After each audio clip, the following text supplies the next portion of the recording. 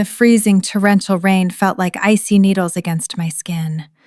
But the physical sting was nothing compared to the absolute, glacial betrayal radiating from the other side of the floor-to-ceiling reinforced glass. I stood alone on the sprawling wraparound veranda of a $6.8 million custom-built Bel Air estate. The wind howled through the manicured, imported Italian cypress trees, whipping my soaked hair across my face and plastering my simple trench coat to my shivering frame. But I wasn't looking at the storm. I was looking straight through the massive, custom-paned living room windows into the warm, golden glow of the grand hall. Inside, beneath the blinding brilliance of 3 cascading Swarovski crystal chandeliers, 200 of the city's most elite, pretentious socialites were laughing, drinking, and celebrating. They were dancing on hand-laid Calicotta marble floors. They were picking at beluga caviar on silver platters carried by white-gloved waitstaff. They were toasting to the supposed brilliance and success of the evening's host, my 32-year-old daughter, Chloe. It was her lavish housewarming party, a night designed to introduce her and her arrogant, trust fund-depleted husband, Preston, to the upper echelons of high society. A night to showcase their immaculate taste, their supposed immense wealth, and their flawless, picture-perfect lives. There was only one problem with this flawless picture. Chloe and Preston hadn't paid a single dime for any of it. I had. I was the invisible architect of their entire extravagant reality. I bought the land. I funded the contractors. I paid for the imported marble, the smart home security systems, the chandeliers, and even the $300 bottles of vintage Dom Perignon currently flowing like water inside. I am a retired tech firm founder who built an empire from absolute scratch. But to Chloe's shallow, image-obsessed friends, I was just Chloe's quiet, eccentric mother who doesn't quite fit the aesthetic. I had stepped outside onto the veranda for barely 2 minutes to take a private business call away from the deafening bass of the string quartet. When I turned back to pull the heavy brass handle of the imported French doors, it didn't move. Click. The heavy, unmistakable thud of the smart lock deadbolt engaging echoed over the roar of the rain. I frowned, wiping the freezing water from my eyes, and stepped closer to the glass. That was when I saw her. Chloe stood on the other side of the window, perfectly dry, perfectly warm, draped in a backless emerald green silk gown that I had bought her for her birthday. In her manicured hand, she casually held a crystal flute of champagne. She wasn't rushing over to unlock the door. She wasn't apologizing for the technical glitch. She was staring dead at me, slowly, deliberately. A cold, mocking smirk spread across my daughter's face. She took a slow sip of her champagne, her eyes raking over my drenched, shivering form with a look of absolute, unadulterated disgust. To her, I wasn't a mother. I wasn't a benefactor. I was a peasant, ruining her perfect, high society aesthetic. I was an embarrassment, who didn't wear enough designer labels, who didn't brag loudly enough about offshore accounts, and who didn't fit into the meticulously crafted, fake persona she was selling to the vipers in that ballroom. Through the thick, soundproof glass, I watched her lean over to Preston. He glanced at the window, saw me standing out in the freezing deluge, and let out a cruel, barking laugh. He actually pointed at me, whispering something into Chloe's ear that made her eyes light up with wicked amusement. Then Chloe looked back at me, raised her free hand, and gave me a condescending, pitiful little wave. She mouthed the words, slowly and clearly so I wouldn't miss a single syllable. "Go home. You're ruining the vibe." She turned her back on me, seamlessly melting back into the crowd of laughing socialites, leaving the woman who had given her life, her wealth, and the very roof over her head to freeze in the dark. For a long, silent moment, I just stood there. The rain battered my shoulders. The wind tore at my coat. Most mothers in this situation would have panicked. They would have pounded their fists against the reinforced glass. They would have screamed, cried, or begged for their child to let them in. They would have let the crushing weight of their own flesh and blood, treating them like garbage, break their hearts into a million irreparable pieces. But I didn't scream. I didn't cry. I didn't raise a single finger to that glass. As the freezing rainwater dripped down my chin, a profound, eerie calm washed over me. The warm, unconditional maternal love that had blinded me for 32 years evaporated into the cold night air, replaced by something entirely different. Something sharp. Something ruthless. Something absolute. Chloe thought she was banishing an old, pathetic woman to the shadows. She thought her perfectly curated illusion of power was impenetrable. She had spent so long living in the mansion I built that she had somehow convinced herself she was the master of the house. She completely forgot who held the keys to the kingdom. Without breaking eye contact with the back of her designer gown, I calmly reached into my drenched trench coat pocket and pulled out my smartphone. The screen illuminated the darkness, casting a cold, blue glow across my face. I didn't open my messages to beg. I didn't call a cab to flee in shame. I opened the private, encrypted master control application for my estate holdings. With a perfectly steady thumb, I navigated to the property portfolio. I found the $6.8 million Bel Air estate listed under her name. I navigated to the Smart Home Administrative Override, a backdoor system I had personally instructed the developers to install under my sole, untraceable authority. I stared at the glowing red button on the screen labeled Initiate Foreclosure and Full System Lockdown. A slow, dangerous smile finally crept onto my lips. Chloe wanted to play a game of power and aesthetics. She wanted to lock me out in the cold. I was about to show her what it truly meant to be left out in the cold with absolutely nothing. I took one last look at the glittering, arrogant party inside. Then I pressed the button. Before we witnessed the absolute, catastrophic fallout of what happens when that glowing red button is pushed, and before I show you exactly how I dismantled my daughter's fake, high society life, piece by meticulously crafted piece, I need to pause for a moment. I need to speak directly to you. Look at that image we just left behind. A mother, standing in the freezing, torrential rain, locked out of a multi-million-dollar mansion that she completely paid for, while her own flesh and blood sips vintage champagne and laughs at her suffering from the other side of a reinforced glass window. It sounds extreme, doesn't it? It sounds like a scene ripped straight out of a Hollywood psychological thriller. But for those of us who have lived it, for those of us who have survived the insidious, soul-crushing reality of a toxic family dynamic, you know exactly what that glass window represents. It isn't just physical glass. It is the invisible, impenetrable barrier that narcissistic, manipulative family members build between themselves and the people they exploit. We are taught from the moment we take our first breath that family is everything. Society beats this narrative into our heads relentlessly. We are told that blood is thicker than water. We are conditioned to believe that because someone shares our DNA, they are automatically entitled to our endless patience, our unconditional forgiveness, and, most dangerously, our relentless financial and emotional support.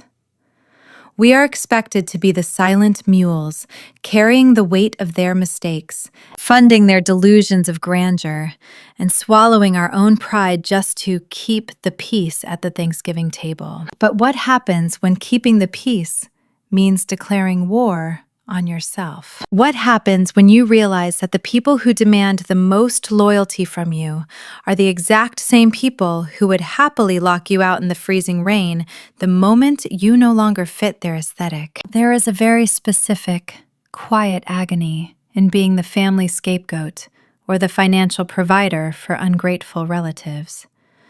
You pour your heart, your time, and your hard-earned wealth into building a foundation for them, hoping that one day they will look at you with genuine respect.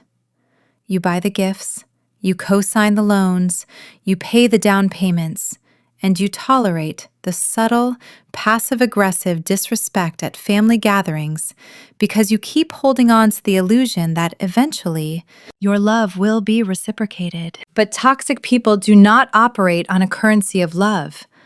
They operate on a currency of power, optics, and control. To a person like my daughter Chloe, my money wasn't a gift born of a mother's sacrifice. It was simply an entitlement. I wasn't a human being with feelings, boundaries, or limits. I was an ATM machine. I was a stepping stone. And once she felt she had climbed high enough on my back to reach the upper echelons of her fake, curated high society life, she believed she no longer needed the ladder. She thought she could just kick it away. That is the exact moment everything changes. That is the moment the warm, forgiving maternal instinct dies and the cold, unyielding reality of self-preservation takes over. I want to stop right here and ask you a very important question. I want you to go down into the comments section right now and tell me, where are you watching this video from today? What city, what state, or what country are you tuning in from? And more importantly, as you sit there watching this, I want you to be brutally honest with yourself. Have you ever stood in the metaphorical rain? Have you ever looked through a glass window at the people you sacrificed everything for, only to realize they are mocking you behind your back? Have you ever had to sit across a dining room table and swallow your dignity while an arrogant, entitled family member belittled your achievements? If you have ever been treated like a second-class citizen by your own blood, if you have ever been called selfish simply because you finally decided to stop funding someone else's toxic lifestyle, if you have ever had to reach deep into your soul, find your absolute breaking point, and teach an entitled family member a harsh, unforgettable lesson about respect and boundaries, I need you to do two things for me right now. First, hit that like button. Hit it to signify that you are no longer accepting the disrespect. Hit it to validate your own strength. Second, hit the subscribe button. We are building a community here, a sanctuary for the scapegoats, the black sheep, the self-made survivors, and the independent thinkers who have realized that blood does not equal a blank check. By subscribing, you are joining a global network of strong, empowered individuals who refuse to be victims of their own family trees. We do not tolerate emotional abuse. We do not fund delusions, and we absolutely do not apologize for protecting our peace and our portfolios. So, drop your location in the comments, like this video, and subscribe to the channel. Now, let me take you back to the rain. Let me take you back to the exact moment I stopped being Chloe's silent benefactor and started being her absolute worst nightmare. Because the truth about building a smart home from the ground up is that the architect always leaves a back door. And my daughter was about to learn that when you lock the owner out, the owner can lock the entire system down. Let's go back to the Bel Air estate to understand the sheer magnitude of the devastation I was about to unleash, and to truly comprehend how a mother could look at her own freezing daughter through a pane of glass and feel absolutely nothing but cold, calculated wrath. We have to go back. We have to look at the meticulously laid bricks of this toxic dynamic and how I unknowingly built the very pedestal from which my daughter was currently looking down on me. 30 years ago, I didn't wear imported cashmere, and I certainly didn't know what a Bel Air estate looked like. I was a 24-year-old single mother sitting in a damp, unheated, single-car garage in San Jose, California. My hands were perpetually blistered from soldering prototype circuit boards for a data encryption startup that everyone told me would fail. I lived on black coffee, instant ramen, and sheer, unadulterated desperation. I worked 100-hour weeks while my infant daughter, Chloe, slept in a second-hand playpen next to my workbench. Every time I looked at her innocent, sleeping face, I made a silent vow.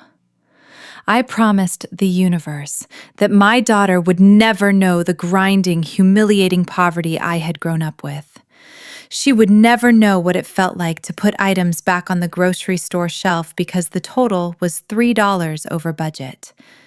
She would never have to shrink herself to fit into a world that demanded she be small. I kept that promise. I built my company from a laughingstock into an absolute titan of the cybersecurity sector. I fought tooth and nail in boardrooms filled with arrogant men who tried to crush me, and I emerged as a self-made billionaire.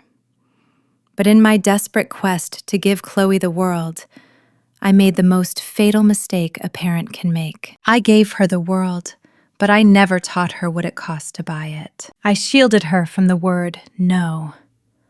I became the magical, endless fountain of wealth. While I was flying across the globe, closing acquisitions and fighting corporate wars, Chloe was being raised by private tutors, elite equestrian instructors, and the suffocatingly privileged bubble of Beverly Hills preparatory schools. As the years bled on, a sickening shift occurred. My daughter didn't look at my success with pride. She looked at it with entitlement. To Chloe, my money wasn't the physical manifestation of my blood, sweat, and sacrificed youth. It was just an atmospheric condition of her life. It was her divine right. But worse than the entitlement was the embarrassment. Despite my bank account, I never lost my blue-collar soul. I still preferred driving my reliable 10-year-old Volvo SUV over a flashy sports car. I preferred comfortable, practical clothes over ostentatious, logo-plastered designer wear. I still gardened in my backyard, getting dirt under my fingernails. And I still treated waiters and janitors with the exact same respect I gave to Fortune 500 CEOs. To Chloe, who had morphed into a hyper-pretentious, image-obsessed socialite, I was a walking, talking aesthetic nightmare.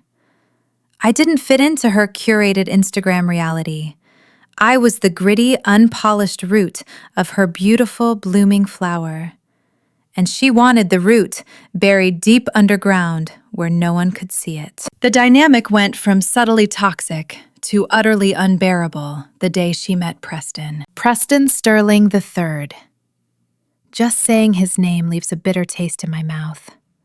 Preston was the epitome of old money that had completely run out of actual money. His family had a historic, recognizable name in New England, an Ivy League pedigree, and a terrifyingly mountain-sized pile of hidden debt. He wore tailored linen suits, loafers without socks, and a perpetual condescending sneer that made him look like he was always smelling something rotten. He had the social standing, but not a penny to his name. Chloe had the endless pennies, courtesy of my bank account, but lacked the generational pedigree she so desperately craved. It was a match made in narcissistic heaven.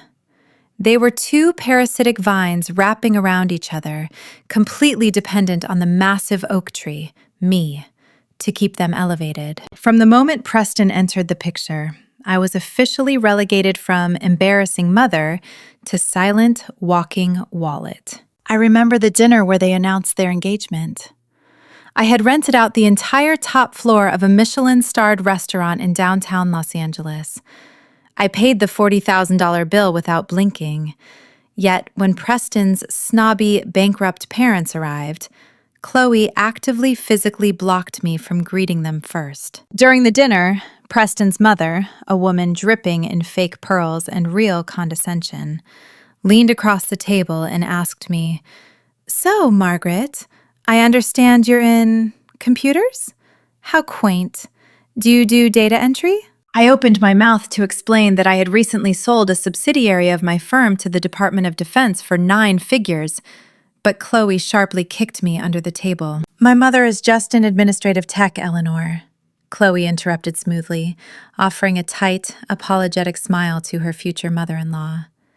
"She's practically retired. Let's talk about the summer home in Nantucket, shall we?" They erased me.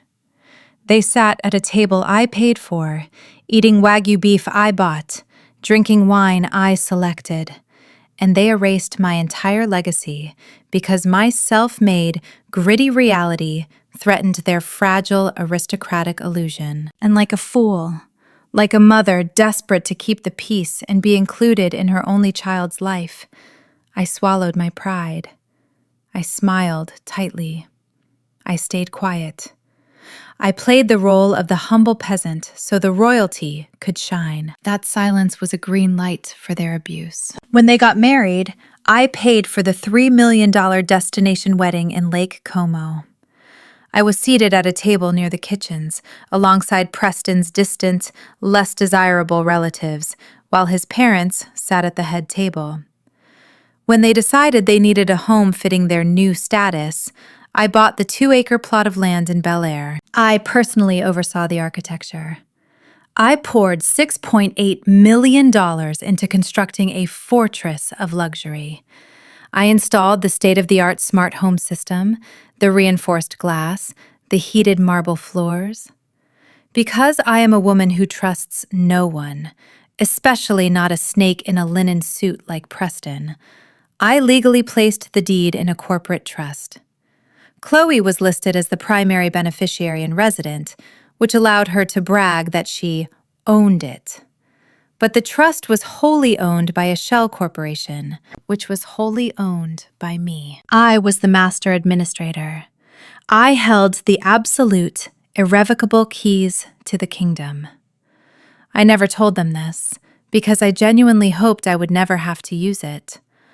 I hoped that by giving them their dream, they would finally, genuinely love me. But tonight, the grand housewarming party shattered that final illusion. When I arrived at the estate 2 hours ago, walking up the grand driveway of the house I built, Preston had actually intercepted me at the front door. He looked me up and down, taking in my simple black dress and my practical trench coat. "Margaret," he sighed, running a hand through his perfectly styled hair. "You're early." Listen, a lot of very important investors and society figures are coming tonight. People who value decorum. If you could just mingle towards the back, near the conservatory, we don't want to confuse anyone about who the hosts are. Confuse anyone. He meant he didn't want anyone knowing that the hosts were financially entirely dependent on the quiet woman in the corner. I had nodded numbly and retreated to the shadows of my own home. For 2 hours, I watched them perform. I watched Chloe glide across the room, accepting compliments on the custom calicotta marble floors. "Oh, thank you," I heard Chloe laugh, sipping her champagne. "Preston and I flew to Tuscany to pick out the slabs ourselves. It was exhausting, but we just have an eye for quality." A blatant, sickening lie. I had flown to Tuscany. I had negotiated the import. They had been in Aspen, maxing out the black card I gave them. The final straw had snapped just minutes before the rain started. I had been standing near the bar when I overheard Preston talking to a group of men. One of them was Richard Vance, a prominent venture capitalist I had actually done business with in the past. "Beautiful home, Preston," Richard had said. "Must have cost an absolute fortune. Tech money?" Preston had scoffed, swirling his scotch. "Hardly. Chloe and I made some incredibly shrewd investments. Honestly, it's about having a brilliant financial mind. Chloe's mother helps out a bit with the gardening and the minor bills, but she's simple. We try to keep her comfortable." Simple. Minor bills. I had felt the blood roar in my ears. I felt the 30 years of sacrifice, the burned hands, the sleepless nights, and the millions of dollars violently curdle in my stomach. The sheer, breathtaking audacity of their delusion was suffocating. I needed air. I needed to step outside. I walked out the heavy French doors onto the veranda as the storm clouds finally broke, unleashing a freezing, torrential downpour. I took out my phone to deal with a real business email, trying to calm my racing heart. And then, the heavy, metallic click of the deadbolt had sounded behind me. I turned around to see Chloe's smirking face. I saw Preston's pointing finger. I saw my own daughter wave at me like I was a stray dog caught in the rain, mouthing at me to go home and stop ruining the vibe. Standing in the freezing deluge, the last warm embers of my maternal forgiveness were instantly, violently extinguished. They didn't want a mother. They didn't want a benefactor. They wanted a ghost who paid the bills and stayed in the graveyard. I looked down at the glowing red button on my phone screen. Initiate foreclosure and full system lockdown. You want to be the master of the house, Chloe? I thought, my thumb hovering over the screen as the rain lashed against my face. Let's see how well you host when I turn off the magic. The moment my thumb pressed the glowing red icon on my smartphone, the $6.8 million Bel Air estate did not just power down. It underwent a complete, systemic, and utterly terrifying technological seizure. For a fraction of a second, the entire house seemed to hold its breath. And then, the absolute authority of my override command hit the mainframe. Standing out in the freezing rain, I watched through the reinforced glass as the transition began.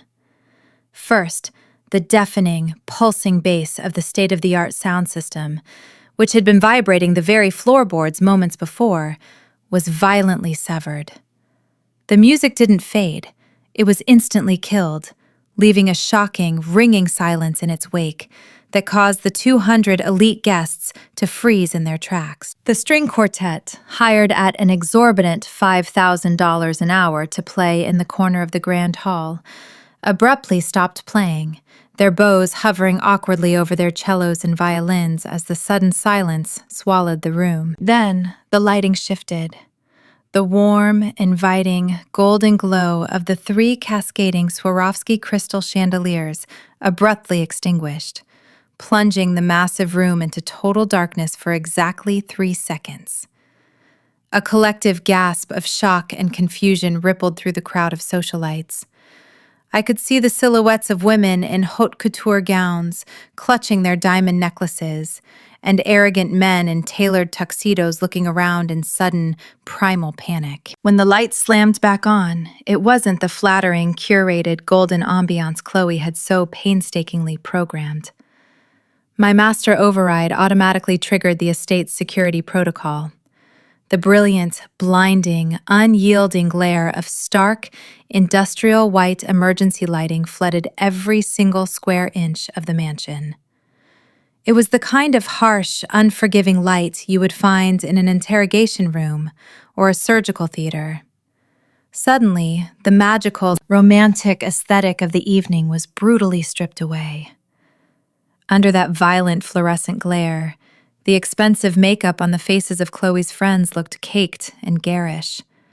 The illusion of a perfect high society gathering was instantaneously shattered, replaced by the chaotic reality of 200 confused people standing in a brightly lit, silent box. But the house was not done. The master control application initiated phase 2 of the lockdown protocol. Through the thick glass, I watched as the motorized, custom-built air vents near the high ceiling slammed shut with a synchronized, mechanical thud that echoed throughout the grand hall. The climate control system, which had been pumping in perfectly purified 72-degree air scented with a custom blend of sandalwood and jasmine, entirely deactivated. Next came the smart glass windows. The floor-to-ceiling panes surrounding the massive living room, which were normally tinted to prevent anyone from the outside looking in, suddenly reversed their polarization. The tint vanished. To the guests inside, the dark, stormy night outside was suddenly thrust into their faces, and with it, the undeniable realization that they were exposed. I watched Chloe push her way through the confused crowd. The smug, arrogant smirk she had worn just moments before was completely gone, replaced by a frantic, furious scowl. She marched over to the main smart home interface panel mounted on the Calicotta marble wall. I could see her perfectly manicured fingers aggressively jabbing at the touchscreen. She tapped it once, twice. Then she started pounding on it with the heel of her hand, her emerald green silk gown swishing angrily around her ankles. But the screen remained locked. Displayed across the $15,000 smart panel and simultaneously mirroring onto every single 85-inch flat-screen television scattered throughout the house was a single, glowing red message. System authorization. Owner authorization required. Evacuation protocol initiated. Preston materialized beside her, a look of utter bewilderment on his usually condescending face. He was holding his empty scotch glass, gesturing wildly at the walls, snapping his fingers at the bewildered waitstaff as if they had somehow caused the multi-million-dollar mainframe to crash. I didn't smile. I didn't gloat. I simply slipped my phone back into the pocket of my soaked trench coat, turned my back on the window, and began the long, slow walk around the perimeter of the wraparound veranda toward the grand front entrance. The freezing rain continued to batter me, soaking through my clothes, chilling me to the bone. But I didn't feel the cold anymore. I felt an immense, radiating heat burning within my chest. It was the heat of a 30-year-old illusion finally burning to ash. It was the fire of a woman who had spent decades shrinking herself to make others comfortable, finally deciding to stand up to her full, terrifying height. I reached the massive, custom-built double oak doors at the front of the estate. These doors were impenetrable. They were reinforced with steel cores and locked by a military-grade biometric scanner that Chloe loved to brag about. She had programmed her own fingerprint and Preston's fingerprint into the system, locking out anyone they deemed unworthy. She never stopped to wonder who actually installed the scanner. I stepped up to the glowing blue interface beside the heavy brass handles. I didn't knock. I didn't ring the bell. I simply lifted my freezing, rain-slicked hand and pressed my right thumb against the glass. The system processed the print for a fraction of a second. Then, a pleasant, robotic female voice chimed loudly from the concealed speakers in the stone portico. Biometric match confirmed. Welcome home, Alpha Administrator Hayes. Full access granted. Click. The heavy, impenetrable deadbolts retracted with a loud, metallic snap. I placed both of my hands on the heavy oak doors and pushed them open. The wind howled, rushing past me and tearing into the grand foyer. It brought the freezing rain and the violent storm directly into Chloe's pristine, temperature-controlled sanctuary. The heavy doors slammed against the interior walls with a deafening crash that caused several guests in the adjacent hall to scream. I stepped over the threshold. I didn't wipe my feet. I didn't take off my dripping, mud-splattered shoes. I walked directly onto the breathtaking, hands-laid Calicotta marble floors, leaving a trail of dirty, freezing rainwater with every single step. My soaked trench coat dripped steadily, creating dark, spreading puddles on the imported stone. My hair hung in wet, tangled strands across my face.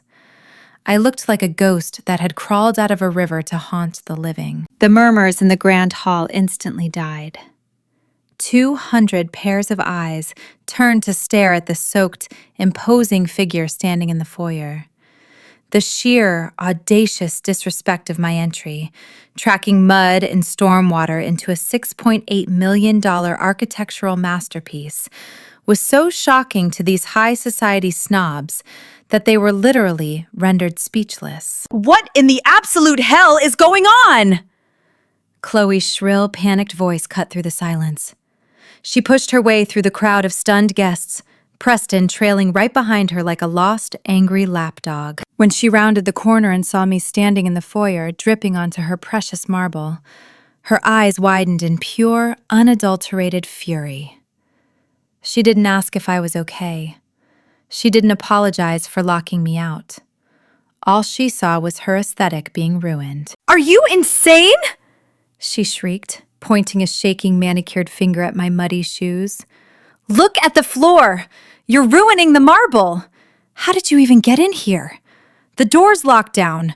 The whole system is completely glitching. Margaret, Preston sneered, stepping in front of Chloe and puffing out his chest in an attempt to look intimidating. His linen suit looked ridiculous under the harsh industrial lighting. This is completely unacceptable. You were told to wait outside or go home.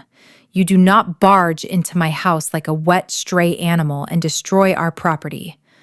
The system is clearly malfunctioning, and you're adding to the chaos. Get out. Right now. Before I have the security team physically throw you off the estate. I stood perfectly still. The water from my coat dripped onto the floor.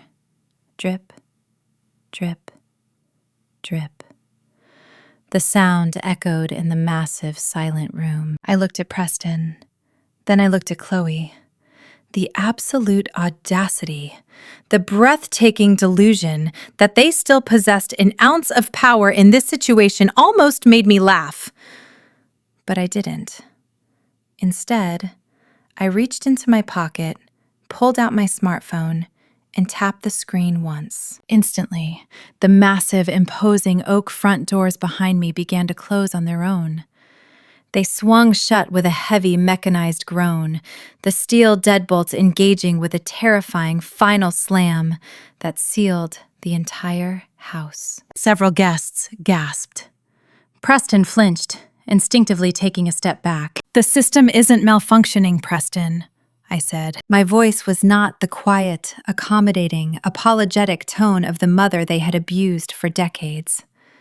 It was the cold, calculated, razor-sharp voice of Margaret Hayes. The voice that had ruthlessly negotiated 9-figure defense contracts. The voice that had destroyed rival corporations in courtrooms. The voice of a titan. It echoed off the marble walls, carrying a weight and a menace that made the surrounding guests instinctively shrink back. The system is executing exactly what I told it to execute, I continued, my eyes locking onto Preston's pale face. And as for your threat to have me thrown off the property, I would absolutely love to see you try. In fact, please, call the police.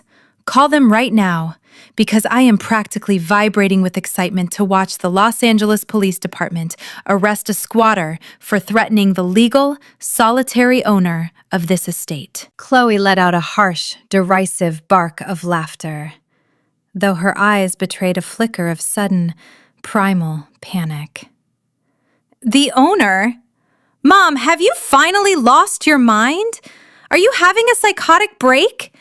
My name is on the trust. Preston and I own this house.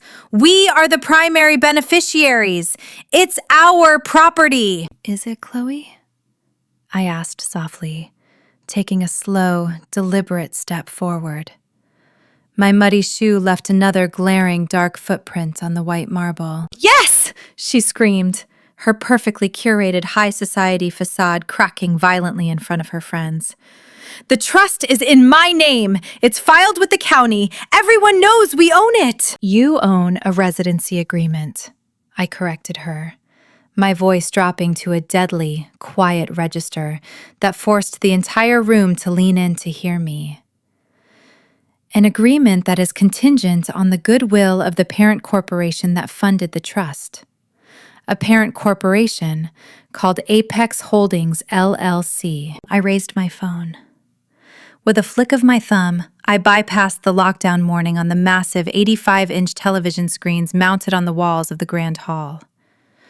The red evacuation warning vanished. In its place, a massive, high-definition PDF document appeared on every single screen in the house for all 200 guests to see.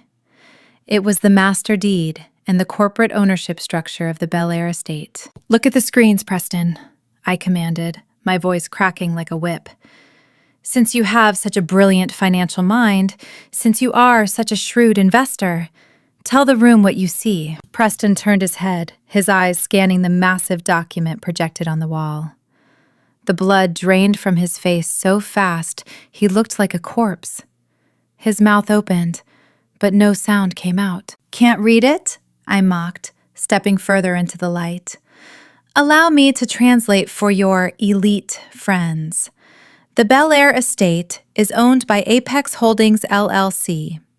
Apex Holdings LLC is a private shell corporation. And who is the sole proprietor, CEO, and 100% equity owner of Apex Holdings LLC?" I tapped my screen again. The document zoomed in on the final signature page, magnifying it until the name was 10 feet tall across the wall. Margaret Hayes. A collective, stunned silence fell over the room. The socialites, the venture capitalists, the arrogant heirs and heiresses, they all stared at the name on the wall and then turned to stare at the dripping wet, simple woman standing in the foyer. "No," Chloe whispered, her voice trembling. "No, that's impossible. You told me the house was mine. You told me it was a gift." "It was a trap," I said coldly. "It was a test, Chloe. A test to see if giving you everything you ever wanted would finally make you treat me like a human being. A test to see if you would invite your mother into your home, or if you would leave her to freeze in the rain the moment she no longer fit your aesthetic. You failed.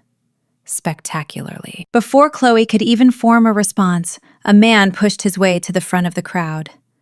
It was Richard Vance, the prominent venture capitalist I had overheard Preston bragging to earlier. He was staring at me, his eyes wide with a mixture of absolute shock and profound realization. "Margaret?" Richard said, his voice echoing in the dead, silent room. "Margaret Hayes? Of Aegis Cybernetics?" Preston whipped his head around to look at Richard. "Richard, don't speak to her. She's just a data entry clerk. She's having an episode." "Shut up, you idiot," Richard snapped, his tone laced with absolute disgust, completely dropping the polite society facade. He turned back to me, ignoring Preston entirely. "Margaret, I didn't recognize you. I haven't seen you since the merger in 2018. The defense contract. My God. You're Chloe's mother?" "Hello, Richard," I said calmly, nodding my head. "It has been a while. I apologize for the dramatic entrance. I usually prefer to handle my real estate evictions in the boardroom." "Evictions?" Chloe shrieked, the reality finally beginning to penetrate her thick, entitled skull. "You can't evict us! We have rights! We live here!" "You lived here," I corrected her. I turned my attention back to the massive screens on the wall. "But let's not stop at the house, shall we? Since Preston was so eager to brag about his immense wealth and his shrewd investments to the entire room tonight, I think it's only fair we give your guests a full, transparent look at the hosts of this beautiful evening." I tapped my phone screen for the third time. The master deed vanished from the televisions. In its place, a series of deeply private, heavily encrypted financial documents materialized. It was a complete, brutally detailed audit of Preston Sterling III's financial reality. I had tasked my firm's top forensic accountants with digging into Preston the moment Chloe announced their engagement. I knew what he was, but tonight, I was going to let the entire world know. The screens displayed massive, glaring red numbers. It showed Preston's trust fund, completely depleted to $0 3 years ago. It showed 5 different maxed-out platinum credit cards with a combined debt of over $450,000. It showed 3 defaulted loans from private lenders, and, most damning of all, it showed the joint checking account that he and Chloe used for their daily expenses, an account that was entirely 100% funded by automated weekly wire transfers from my personal bank account. The entire ballroom erupted into a cacophony of gasps, whispers, and shocked laughter. The facade wasn't just cracked. It was violently pulverized into dust. The elite guests, the very people Chloe and Preston had desperately tried to impress by stepping on my neck, were now staring at the screens in morbid, disgusted fascination. Look at the screen, Preston! I commanded, my voice booming over the murmurs. Look at your shrewd investments. $450,000 in debt? A zeroed-out trust fund? The only reason you aren't sleeping in a cardboard box under the 405 freeway is because the woman you just locked out in the freezing rain has been quietly paying for the tailored suit on your back and the vintage champagne in your hand. Preston looked like he was going to vomit. He stumbled backward, his eyes darting frantically around the room, meeting the judgmental, mocking stares of the venture capitalists and socialites he had spent the last 2 hours lying to. He was completely exposed. He wasn't a master of the universe. He was a broke, parasitic fraud. Stop it! Chloe screamed, tears of absolute humiliation finally spilling out of her eyes and ruining her expensive makeup. She rushed toward me, her fists clenched, her face contorted in a mask of desperation and rage. Turn it off! Turn it off right now! You're ruining my life! You're embarrassing me in front of everyone! I am not ruining your life, Chloe, I said, my voice dropping back to that icy, terrifying calm. I didn't flinch as she ran toward me. I stood my ground, an immovable object meeting a fragile, pathetic force. I am simply pulling the plug on the delusion I financed. You wanted to be independent. You wanted to be the master of the house. You wanted to look at me through a pane of glass and treat me like garbage because you thought you held all the cards. I took one final step forward, closing the distance between us until I was looking down directly into her tear-streaked, terrified eyes. But you don't hold the cards, Chloe, I whispered softly, ensuring only she and Preston could hear the final, devastating blow. You never did. You are a passenger in a vehicle I built, on a road I paved, running on gas I bought. And tonight, the ride is officially over. I raised my phone one last time. I looked at the master control app. I didn't just want to embarrass them. I wanted them out. Pack your bags, I said, my voice echoing through the silent foyer. You have exactly 10 minutes before the security system permanently locks every interior door in this house, and the police arrive to escort trespassers off my property. I pressed the final button on my screen. The true power flip was complete. The moment I pressed that final button, the atmosphere in the grand hall completely shattered. The high-definition financial documents on the 85-inch screens vanished, instantly replaced by a massive, glowing, blood-red digital clock. 9:59, 9:58. A mechanized, robotic female voice echoed from the concealed surround sound speakers, devoid of any human emotion. Evacuation protocol authorized. 10 minutes until absolute perimeter lockdown. Law enforcement dispatch confirmed. For a span of about 5 seconds, nobody moved. The 200 elite guests, Chloe and Preston, were all frozen in a bizarre tableau of high society horror under the unforgiving glare of the industrial emergency lights. They stared at the massive red numbers ticking down on the wall, the terrifying reality of the situation finally piercing through their collective shock. 9:52. Then the exodus began, and it was absolutely brutal to watch. These weren't friends. High society doesn't breed friendship. It breeds alliances based on mutual utility and perceived wealth. The moment Preston and Chloe's utility evaporated, the moment their wealth was exposed as a parasitic fraud, their alliances disintegrated into thin air. Well, this has been deeply embarrassing. A woman dripping in Cartier diamonds muttered loudly, deliberately stepping around a puddle of freezing rainwater I had tracked onto the marble. She didn't even look at Chloe as she signaled to her husband. "Let's go, David. The valet had better have kept the Bentley dry." Panic rippled through the crowd. Nobody wanted to be associated with a broke, fraudulent couple about to be arrested for trespassing. Nobody wanted to be caught in the crossfire of a billionaire tech CEO's wrath. They surged toward the massive, open double doors where I stood. They parted around me like water, flowing around a jagged, immovable boulder in the middle of a river. Arrogant men who had ignored me all night now averted their eyes, clutching the collars of their tailored tuxedos against the wind. Women in haute couture gowns practically sprinted in their stilettos to escape the blast radius of Chloe's ruined reputation. Wait! Eleanor! Please!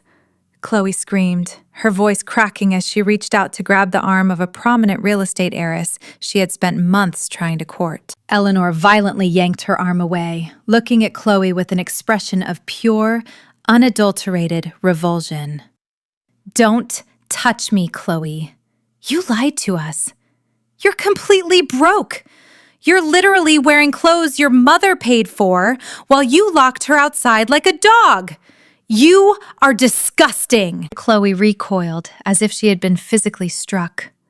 She stumbled backward, her emerald green silk gown catching on the heel of her shoe, nearly sending her sprawling onto the Calicut marble. 7:45. Preston, meanwhile, was in full survival mode. His aristocratic mask had completely melted away, leaving behind a desperate, sweating, pathetic con artist. He lunged toward Richard Vance, the prominent venture capitalist, throwing his hands up in a placating gesture. "Richard, listen to me. This is a misunderstanding," Preston begged, his voice high-pitched and frantic. "It's just a temporary cash flow issue. The trust is tied up in probate, and Margaret is she's having an emotional episode.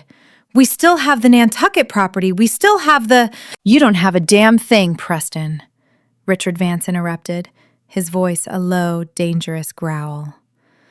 Richard stepped squarely into Preston's personal space, forcing the younger man to cower. "I saw the audit on that screen. I know exactly what a zeroed-out trust fund looks like. I was going to offer you a position on the board of my new logistics firm next week, based on your family name. Consider that offer burned to the ground." Richard turned away in disgust, buttoning his overcoat. He paused right as he reached the front door where I was standing. He looked at my soaked trench coat, the mud on my shoes, and the absolute, terrifying calm on my face. "Margaret," Richard said, giving me a slow, deeply respectful nod. "It is a pleasure to see the apex predator is still hunting. Call my office on Monday. I have a cybersecurity contract I want to discuss." "I'll have my assistant set it up, Richard.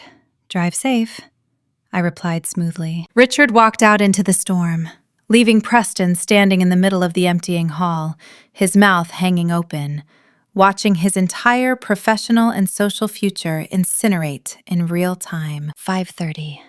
The house was almost empty. The string quartet had grabbed their instruments and fled out the servants' entrance. The caterers had abandoned the silver platters of beluga caviar and slipped away into the night. Mom, please!" I turned my gaze. Chloe was standing 10 feet away. The arrogant, smirking socialite from the window was entirely gone. In her place was a terrified, hyperventilating child. Her expensive makeup was running down her face in dark, ugly streaks. "Mom, you can't do this!" Chloe sobbed, her voice trembling violently. She took a tentative step toward me, holding her hands out. I'm your daughter. I'm your flesh and blood. You built this house for me. Where are we supposed to go? It's pouring rain outside. We don't have anywhere to go. I didn't blink. I didn't soften. I looked at her with the exact same cold, dead-eyed expression she had given me through the reinforced glass just 20 minutes prior. You should have thought about the weather before you locked the deadbolt, Chloe, I said quietly. The acoustics of the empty hall amplified my voice, making it sound like a judge handing down a life sentence. You cannot leverage a relationship you spent your entire adult life actively destroying. You don't want a mother. You want a sponsor. And your sponsorship has been permanently revoked. But I have nothing, she shrieked, falling to her knees on the cold marble, the silk of her dress pooling around her in a pathetic heap. All my things are here. My clothes, my jewelry. You can't just throw me out into the street. 4 o'clock. You're right. Your things are here, I said, pulling my smartphone out of my pocket. Let's talk about your things. I opened the master control app and navigated to the security protocols for the master suite upstairs. When you say your things, Chloe, you mean the $300,000 wardrobe that I purchased. You mean the Cartier watches that I bought for your birthdays. You mean the Birkin bags that were charged to the American Express Black Card that I pay the balance on every single month. Chloe's eyes widened in sheer terror as she realized what I was about to do. She scrambled to her feet. No, those are mine. You gave them to me, she screamed, hiking up her dress and sprinting toward the grand sweeping staircase. Initiate asset retention protocol, I said, clearly into my phone's voice command. A heavy, mechanized thud echoed from the second floor.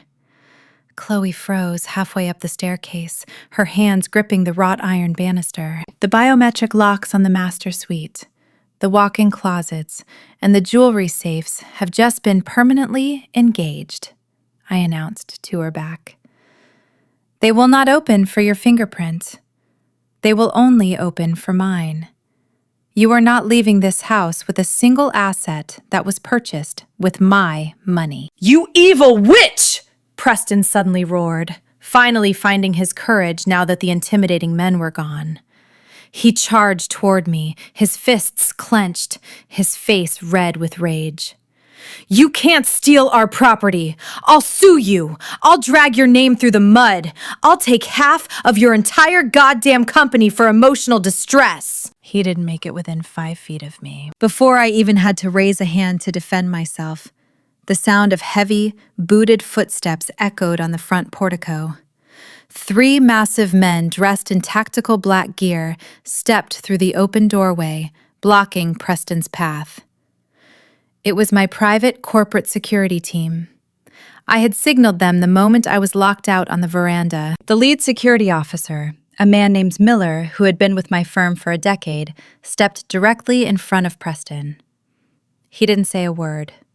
He simply placed a massive gloved hand on Preston's chest and shoved him backward with enough force to send the younger man stumbling onto his back, sliding across the wet marble floor. Alpha Administrator? Miller said, turning his head slightly toward me, his voice gravelly and completely professional. The perimeter is secured. The local police are parked at the end of the driveway waiting for your signal to process the trespassers. Thank you, Miller, I said calmly. But I think there's one more piece of business arriving right about now. 1:45. As if on cue, the heavy, churning sound of a massive diesel engine rumbled over the roar of the storm outside.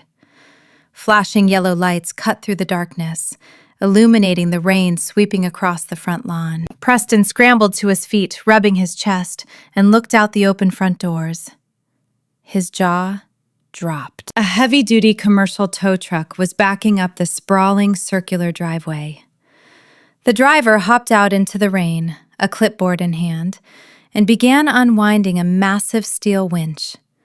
He was walking directly toward Preston's pride and joy, a customized matte black Porsche 911 Turbo S that was parked under the portico. Hey! Hey, what the hell are you doing? Preston screamed, running past Miller and out into the freezing rain.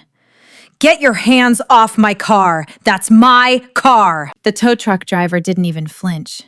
He just wiped the rain from his eyes and looked at Preston. Name's Preston Sterling? Yes! Get away from my vehicle! Vehicle is leased under Apex Holdings, LLC, the driver stated in a bored tone, shining a flashlight onto the VIN number. The parent company canceled the auto pay yesterday morning and issued a corporate repossession order. Car belongs to the bank now, buddy. Step back or I'm calling the cops. Preston stood in the pouring rain, his tailored linen suit instantly soaked through, his perfectly styled hair plastered to his forehead. He watched in absolute paralyzed horror as the steel hooks were attached to the undercarriage of the Porsche. With a mechanical whine, the tow truck lifted the front wheels of the $200,000 sports car off the ground. He didn't own the house. He didn't own the clothes. He didn't even own the car he used to pretend he was better than everyone else. 0:30. I turned back to the interior of the house. Chloe was standing at the bottom of the staircase. She looked like a ghost. She was shivering, clutching a single cheap black garbage bag that one of the caterers must have left behind. Inside it were her toothbrush, her driver's license, and a pair of sweatpants she had grabbed from the downstairs laundry room. That was it. That was the entirety of her accumulated wealth. "Time is up, Chloe," I said. "Mom, please," she whispered, her voice completely broken, stripped of every ounce of arrogance and entitlement. "I'm sorry. I'm so sorry. I was stupid. Preston told me to do it.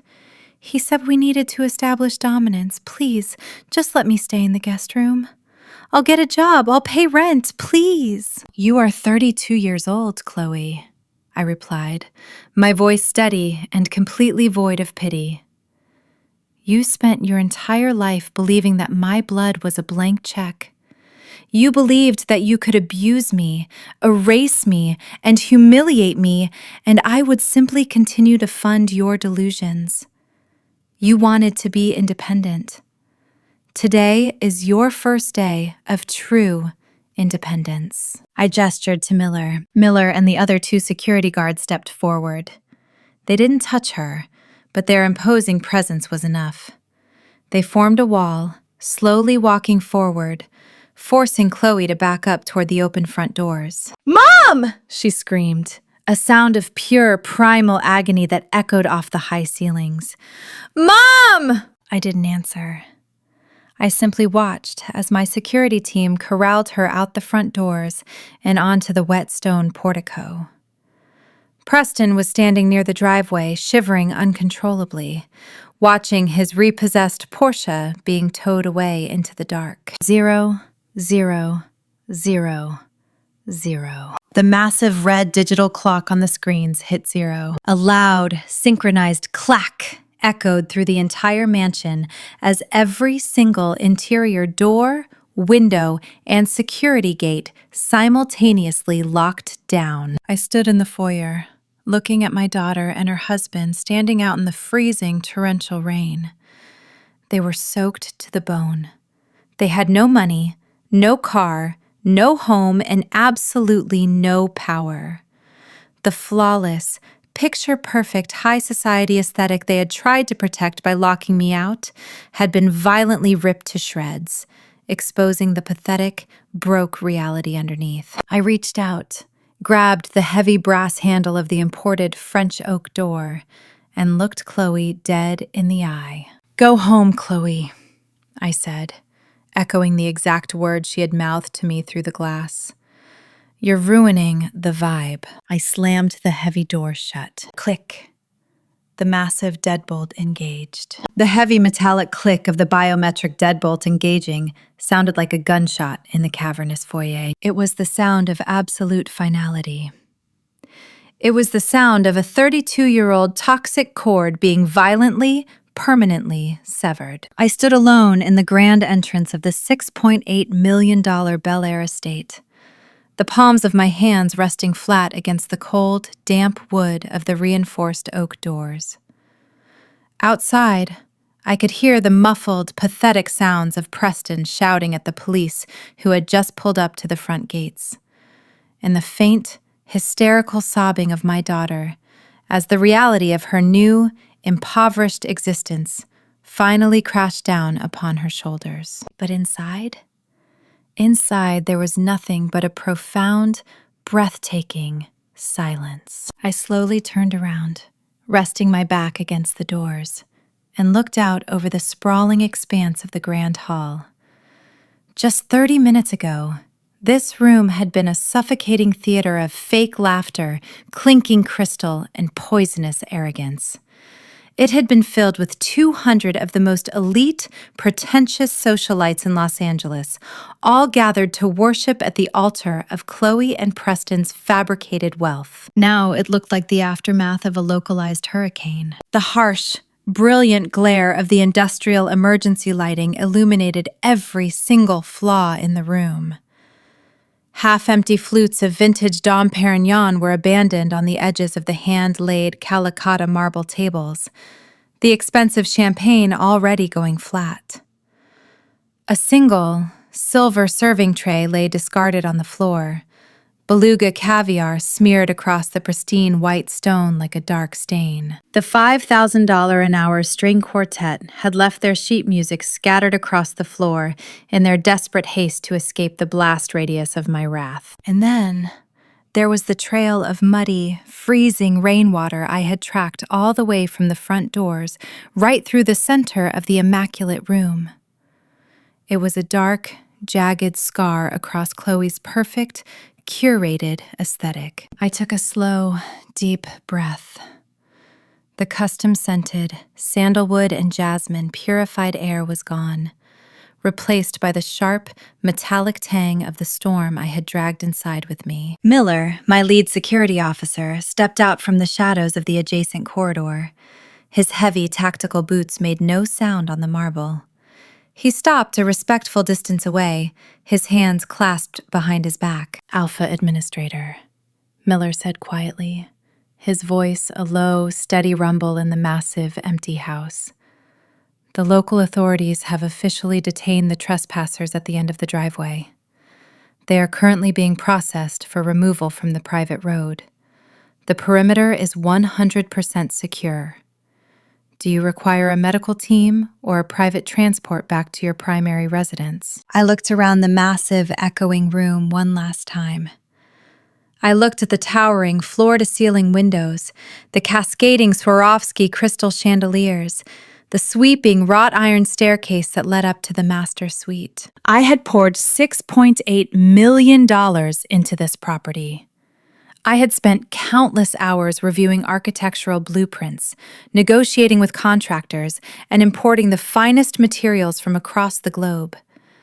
I had built this fortress with my own sweat and capital, desperately hoping it would be the ultimate olive branch.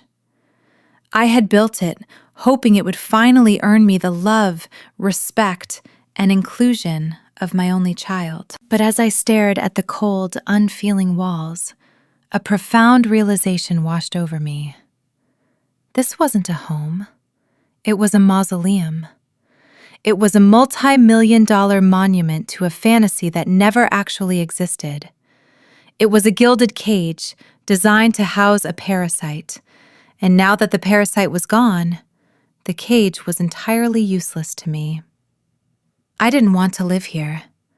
I didn't even want to breathe the air in this place for one more second. "No, Miller," I replied, my voice steady, completely drained of anger, leaving behind only a cool, crystalline peace.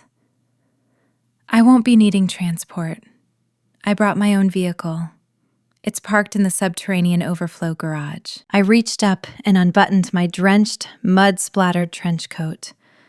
I slipped it off my shoulders, feeling the immediate physical relief of shedding the heavy, freezing fabric. I didn't hang it up. I didn't care about the upholstery.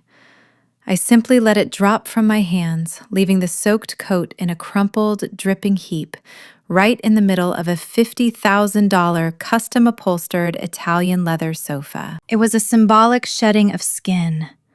I was leaving the accommodating, apologetic, silent mother right there on the couch. "Miller," I continued, pulling my smartphone out of my pocket for the final time tonight. "I am leaving the premises now. I want you and your team to maintain a 24-hour lockdown on this property. No one goes in, and absolutely nothing comes out. Tomorrow morning, my executive real estate broker will be arriving. I am putting this entire estate on the market. Tell them to sell it fully furnished, as is, or sell it as a complete teardown. I don't care. I just want it liquidated and scrubbed from my portfolio by the end of the fiscal quarter." Miller gave a single, sharp nod of absolute understanding. "Understood, Miss Hayes. We will hold the line. Have a safe drive." I didn't look back at the grand hall. I didn't look back at the front doors where my daughter was currently standing in the freezing rain, talking to the police. I turned on my heel and began the long walk down the western corridor toward the private elevator that led to the subterranean levels. My footsteps echoed rhythmically against the stone walls. Clack, clack, clack. With every step I took away from the center of the house, I felt a massive, crushing weight physically lifting from my chest. For 32 years, I had walked on eggshells. I had shrunk my personality, hidden my success, and swallowed my pride just to make toxic, ungrateful people feel bigger. But as the heavy steel doors of the private elevator slid open and I stepped inside, pressing the button for the sub-basement, I realized I would never have to shrink myself again. The elevator descended smoothly, the quiet hum of the machinery entirely isolating me from the chaos above. When the doors slid open, I stepped out into the cavernous, climate-controlled, bunker-like expanse of the secondary garage. It was completely empty, save for one single vehicle parked under a solitary, dramatic spotlight in the very center of the polished concrete floor. It wasn't a sleek, chauffeur-driven Maybach. It wasn't a pretentious, imported Italian supercar like the one Preston had just watched get towed away. It was a 1969 Ford Mustang Boss 429, raven black, with a terrifyingly wide stance and a massive hood scoop. When I was 24, living in that freezing garage in San Jose, soldering circuit boards until my fingers bled, I used to fall asleep looking at a torn magazine cutout of this exact car taped to the concrete wall. When my company went public and hit $1 billion valuation, this was the very first thing I bought for myself. I didn't pay a mechanic to restore it. I spent my weekends under the chassis, getting motor oil in my hair and grease under my fingernails, rebuilding the massive engine block with my own 2 hands. It was loud. It was aggressive. It was gritty, unpolished, and completely unapologetic. It was the physical embodiment of everything my pretentious, image-obsessed daughter hated about me. And right now, it was the most beautiful thing I had ever seen in my life. I walked across the polished concrete, the scent of high-octane fuel, rich leather, and old-school mechanical power filling my lungs, instantly clearing away the lingering stench of the toxic, high-society party above. I opened the heavy driver's side door, slid into the worn black leather bucket seat, and gripped the wooden steering wheel. I slid the heavy silver key into the ignition. I didn't just turn it. I cranked it. The massive 7.0-liter V8 engine didn't just start. It violently erupted to life. The deafening, guttural, earth-shaking roar of the American muscle car echoed off the concrete walls of the bunker, a sound of pure, unadulterated mechanical fury. It was a roar that commanded absolute respect. It was the sound of a sleeping dragon finally waking up. I pressed a button on the overhead console. 50 yards ahead, the massive, reinforced steel doors of the subterranean garage began to roll upward, revealing the private, heavily forested rear access road that wound down the back of the Bel Air mountain. I slammed the heavy shifter into first gear. I didn't ease off the clutch. I stomped on the gas pedal. The rear tires shrieked against the polished concrete, spinning and smoking for a fraction of a second before biting hard into the pavement. The Mustang launched forward like a ballistic missile, rocketing out of the garage and tearing down the dark, winding rear access road. The freezing rain had finally begun to slow, tapering off into a light, misty drizzle. The heavy storm clouds were breaking apart above the mountains, revealing the cold, brilliant light of a full moon. As I shifted into third gear, the engine roaring like a beast unleashed in the quiet canyon, I looked up into the rectangular rearview mirror. Through the rear windshield, I could see the massive $6.8 million estate sitting on top of the hill, lit up by the harsh industrial emergency lights. At the very edge of the property line, down by the front gates, I could just barely make out the red and blue flashing lights of the LAPD cruisers. I could imagine Preston in his ruined linen suit, shivering, stammering, trying to explain to the officers that he owned the house, only to be handed a trespassing citation. I could imagine Chloe clutching her plastic garbage bag of sweatpants, finally understanding the true, terrifying cost of her own arrogance. But I didn't feel an ounce of pity. I didn't feel a shred of guilt. As I pressed my foot harder against the accelerator, driving faster and further away, the massive mansion, the flashing police lights, and the ghosts of my toxic, parasitic family slowly shrank in the rearview mirror. They grew smaller and smaller and smaller, until I took a sharp, sweeping turn down the mountain pass, and they completely vanished from my sight. Gone. Erased. Liquidated from my life forever. I rolled down the driver's side window. The cold, crisp night air rushed into the cabin, whipping my damp hair around my face.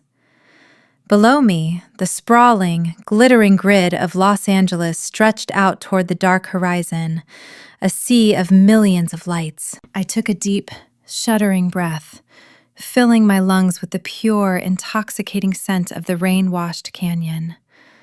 A slow, genuine, unstoppable smile finally broke across my face.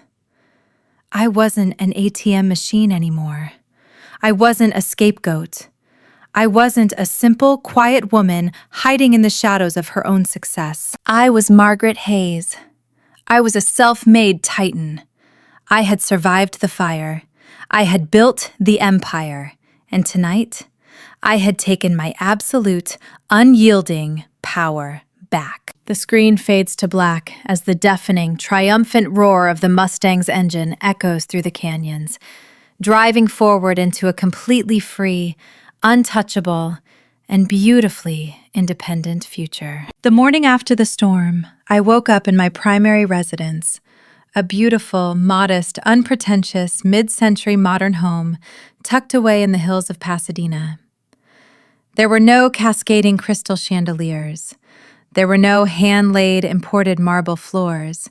And, most importantly, there were no parasites. When I walked into my kitchen to brew my morning coffee, my smartphone buzzed on the granite countertop. It was a voicemail from a blocked number that had been routed to a spam folder. I tapped the screen and listened as I poured my coffee. It was Preston. His voice was completely stripped of its aristocratic old money sneer. He was sobbing. He begged for a loan. He pleaded with me to contact the LAPD and drop the trespassing citation.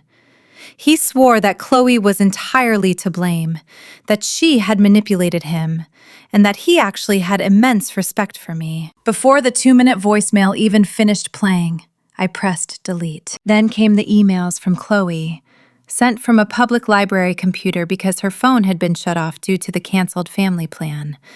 They were long, rambling paragraphs oscillating wildly between vicious, venomous curses and pathetic, desperate apologies. She promised she would change. She promised she would go to therapy.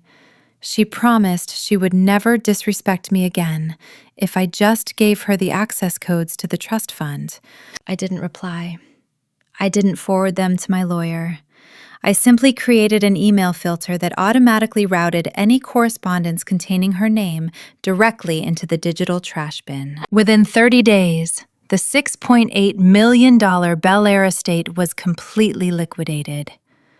My executive real estate broker sold it to a 25-year-old crypto billionaire who thought the house looked too traditional. He bought it in all cash, took the keys, and immediately brought in the bulldozers to level the entire property so he could build a brutalist concrete compound. The physical manifestation of my daughter's toxic, curated high society delusion was reduced to a pile of rubble and dust in an afternoon. And as I sat in my garden, drinking my coffee, feeling the warm California sun on my face, a profound, overwhelming wave of silence washed over my life. It was a beautiful, pure, absolute silence. There were no more frantic demands for money. There were no more passive-aggressive comments about my clothes or my car. There was no more walking on eggshells. I had successfully audited my life, identified the absolute worst liabilities, and ruthlessly cut them out. I want to look you directly in the eyes right now, because I know exactly who is watching this video. I know some of you are sitting on your couch or lying in bed, staring at your phone screen with a heavy, aching weight in your chest. You are the financial providers. You are the emotional punching bags. You are the reliable, successful scapegoats who have spent your entire lives building a foundation for a family that uses your bricks to build walls to keep you out. Society has conditioned us with a deeply toxic, insidious narrative. From the time we are children, we are force-fed phrases like, family is everything, and you only get one mother, one father, one sister. We are taught that blood is a mystical, unbreakable bond that supersedes all logic, all boundaries, and all self-respect. But I am here to tell you the absolute, unfiltered truth.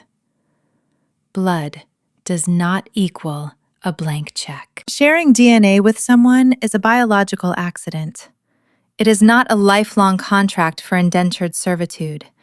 It does not give anyone the right to drain your bank accounts, belittle your achievements, insult your character, and lock you out in the freezing rain while they drink the champagne you paid for. Toxic family members rely on the guilt buttons they installed in you when you were young.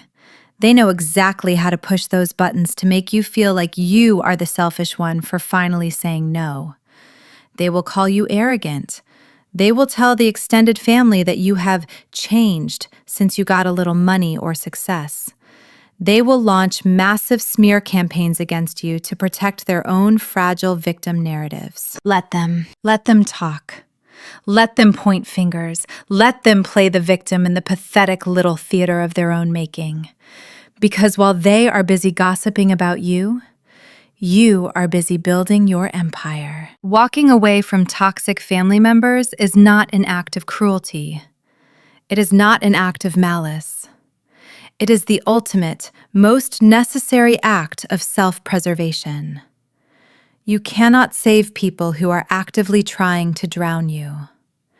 You cannot reason with people who view your boundaries as a personal attack. And you absolutely cannot buy the love of someone who only values you for your utility. True power, the kind of power that makes billionaires tremble and toxic narcissists crumble, does not come from money. It comes from the unyielding, unbreakable realization of your own self-worth. It comes from the ability to look at a table where you are no longer respected, stand up, push your chair in, and walk away without a single ounce of hesitation. You are allowed to close the door. You are allowed to lock the deadbolt.